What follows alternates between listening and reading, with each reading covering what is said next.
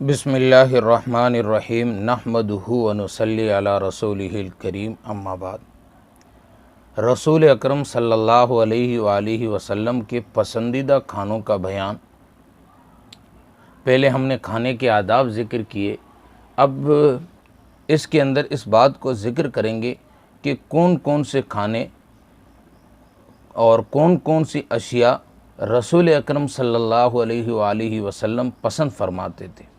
سب سے پہلے گوشت کے بارے میں ہے کہ یہ سالنوں کا سردار ہے، دنیا میں بھی اور جنت میں بھی۔ اس پر مختلف روایات ہیں۔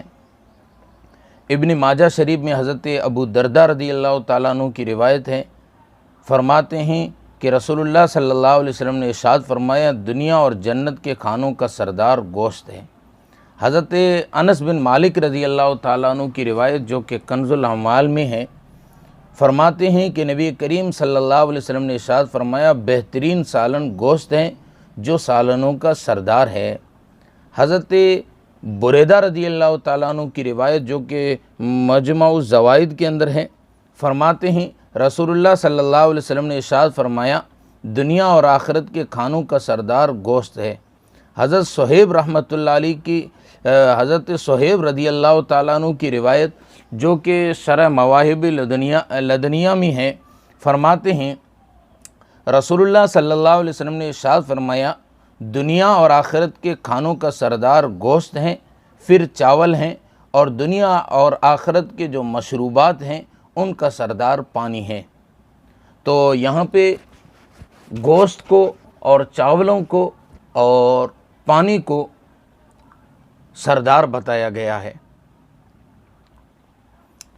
علامہ مناوی رحمۃ اللہ علیہ حضرت علی کرم اللہ وجہہ سے نقل فرماتے ہیں، اور ان کی روایت کو انہوں نے نقل کیا ہے کہ حضرت علی رضی اللہ تعالیٰ عنہ فرماتے ہیں کہ رسول اللہ صلی اللہ علیہ وسلم نے ارشاد فرمایا، دنیا کے کھانوں کا سردار گوشت ہے اور پھر چاول ہے، یعنی رسول اکرم صلی اللہ علیہ وسلم کے پسندیدہ کھانوں میں گوشت اور چاول ہیں۔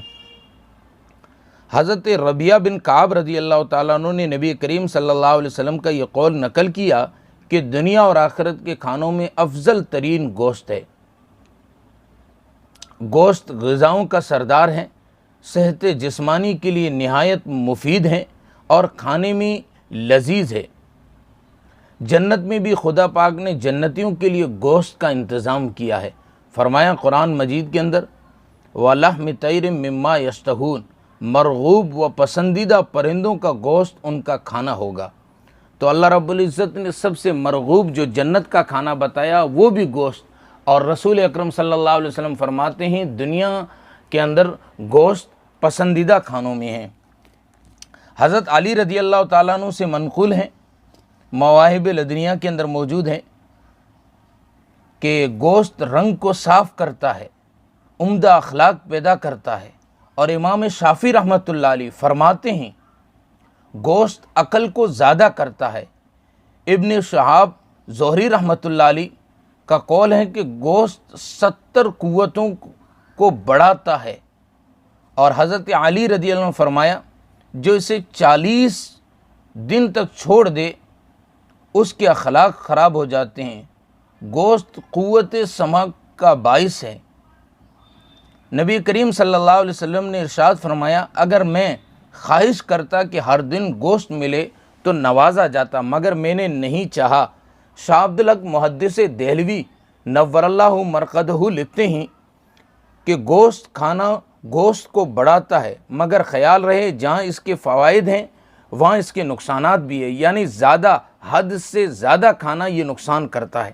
ابن قیم رحمۃ اللہ علیہ نے لکھا، فرماتے ہیں ہمیشہ گوشت کو استعمال نہ کرے، اس سے خون کے امراض پیدا ہوتے ہیں۔ جو 40 دن تک مسلسل روزانہ گوشت کھائے وہ قساوت قلب میں مبتلا ہوتا ہے، اور اسی طرح اور بھی بیماریوں میں مبتلا ہو جاتا۔ تو حضرت علی فرماتے ہیں 40 دن تک گوشت کو چھوڑ دینا عقل کو اخلاق کو خراب کرتا ہے، تو اور 40 دن تک لگاتار کھانا یہ انسان کے جسم کے اندر امراض کو پیدا کرتا ہے۔